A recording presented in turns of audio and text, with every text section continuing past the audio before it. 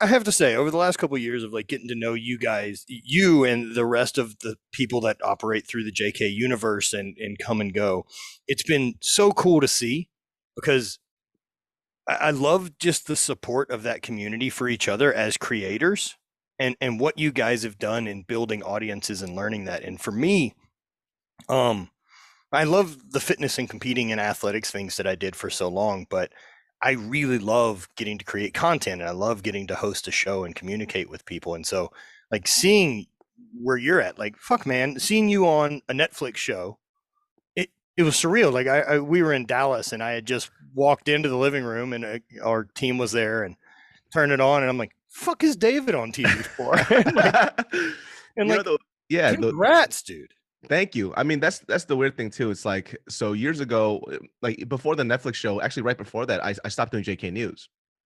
And the reason why I stopped doing JK News is because I got really complacent, you know. Sure. And I think that, for me growing up, having very strict parents and spending a good portion of my early life doing stuff that I didn't want to do, or kind of just being comfortable, didn't allow me to grow. I'm just always in fear of that. So I have a very weird like approach to doing things, which is like, even though I did a Netflix show, I did a film, I went to Sundance, I have no inclination to do it again. It's not something that I care for. I simply do stuff just because I want to do it. Dude, And I love that. if it's checked, it's checked. Like, I don't have to do another film. I don't have to do another Netflix show. If it happens, it happens. Like, but I don't care to. So, during this time after I left JK to JK News specifically, I had to be uncomfortable again because that was a comfortable paycheck. Like, Yeah. we showed up a couple of days, I made money and that was just about it. It was one of the easiest jobs ever. But because I did that for an X amount of years, I started losing my personal identity. I started losing my drive. So I decided to kind of cut that off. The safety net. I cut the safety net. I was like, okay, well, now it's time to work. And so that's when I started auditioning, working on shows. We sold a food show, Send Foods, to this company called Thrillist. And then I also booked a Netflix show at the same time. So it's just one of those things to prove that, okay, listen, like if all else fails, could you still do this? And I like being in those uncomfortable positions because Otherwise you're owned. yeah, Dude, and being owned, it's scary too, and it happens for entrepreneurs and creators the same as anyone else. You can get owned by this monster you created. oh, And 100%. and we see it all the time. I think one of my favorite quotes I had heard was from Louis C.K. Long before he got canceled allegedly.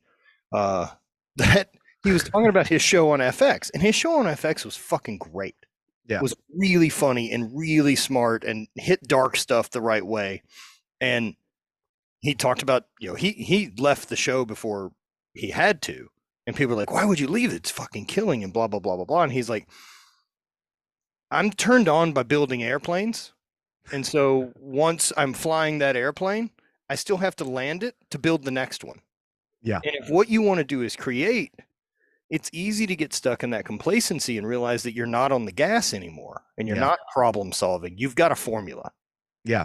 And too, it's like, I don't know if a lot of people feel this, but like, I always get scared of, I think my biggest fear is just being on my deathbed and saying, I wish I could have done more. And I just don't, Fuck that, dude. like, I don't want that. So even if I try something and I fail, I could always say like, at least I tried. You don't know what you're good or bad at until you absolutely try it. Like, even kickboxing, right? I first, that was so fucking hard. When I first started that first year in kickboxing, tore my rotator cuff. I tore, I tore my abdomen area right here. I didn't even know that was possible. I was just so weak. I had no fucking idea. And I had to, and by the way, too, my right knee's all fucked up. I have a torn meniscus. I don't need them. Yeah, fuck them. I'm gonna get it torn out anyways. And so I was just like, you know what? I just want to see if I could do this. And then, over time you get better and better and better and better. And even now, after 4 years, I've kind of checked that box because my goal in kickboxing was, I don't want to be great or amazing at it. And if I am, then I am. But I want to be able to walk into any gym and just give somebody some trouble. That's it. Yeah. So that's it. That's all I want. Dude, if they beat my ass, they beat my ass. that same mentality, right? Like, so for me, getting to do the Highland Games and getting to compete at this high level and win a world championship, really, really cool to be able to train for a thing that I love to do, that I can honestly say at a moment twice, or two moments in my life, there wasn't anyone else on earth better than me at this. It's But crazy.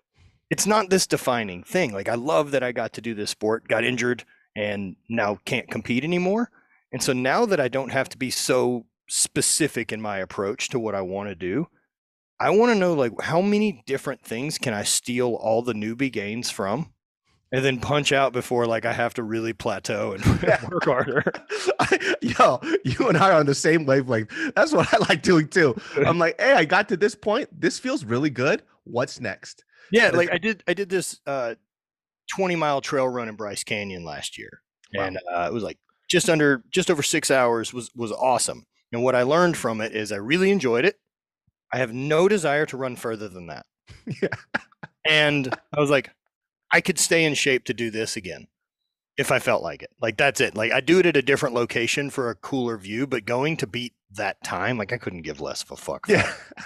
It's like, oh, because you know you could do it, you know? right.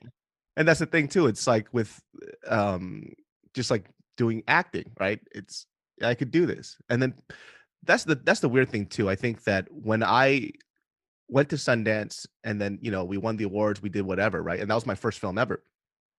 The next conversation that people were having with me was like, "Oh, you're going to be the next big Asian American male actor."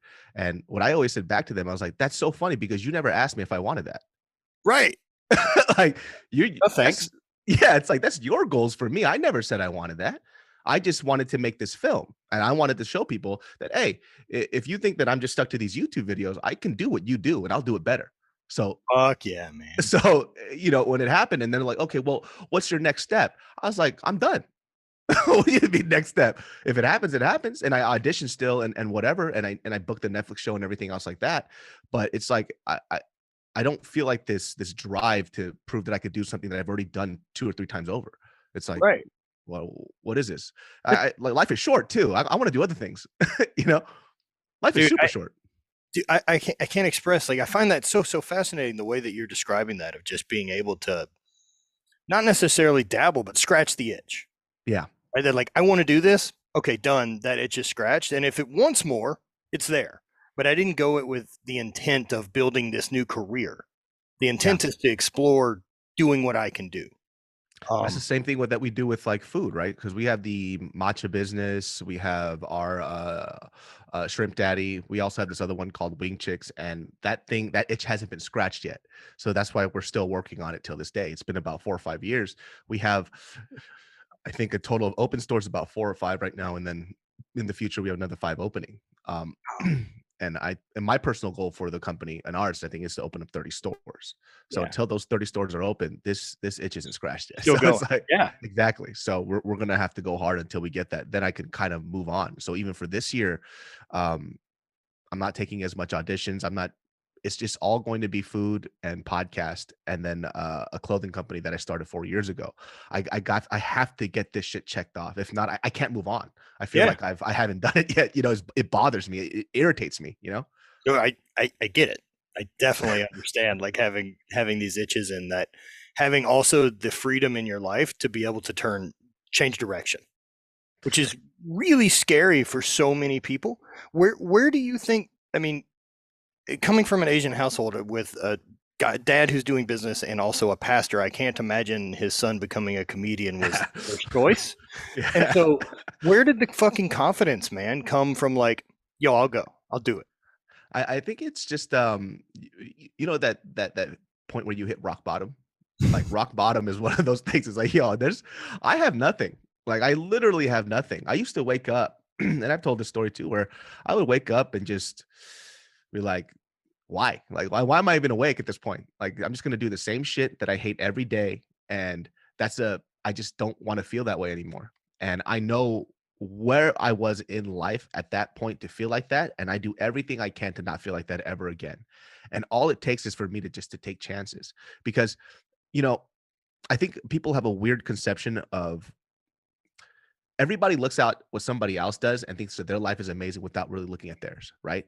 So it's Comparison's a thief of joy. exactly. It's odd. Like even when I go back home, sometimes people are like, "Hey, I'm super proud of you and what you've done." It's like, okay, like you make these weird comparisons as if what I'm doing is any better than what you're doing. And these are people who are like physicians, lawyers. Like it's like I don't see it like that, right? If I could do what you do, I would have done it if I enjoyed it, But it's just all different. So for me, I just had this constant fear of just feeling that way, and I always do things to make sure I don't feel like that. So when I was hitting rock bottom, it was when I didn't talk to my dad at this point, and I'm really close to my family, and we had a huge fight.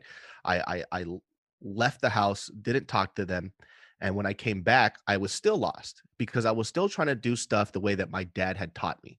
He goes, "If you do X, Y, and Z, you'll be happy." But he didn't know what would make me happy, and I kept on trying to live my life based on what he told me every day, every day. And then I just had a breaking point where I'm like, you know what? This is my life. Like when he's gone, and this is what my mom told me to on the side. She was like my savior. She was like, listen, when mom and dad are dead, you are still left with your life choices. We're not here anymore. So who are you going to live for? You have to live for yourself.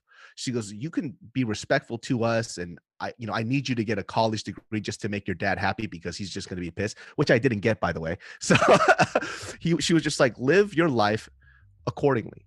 When you make your choices, you have to live with those choices. The people that you marry, the people that you're around. I can give you life advice all that I want, but I'm not living your life. I'm not married to the people you're married to. I don't have your kids. At this point, you're an adult. So from that point on, I'm like, you know what? You're right. I'm going to do what I want to do.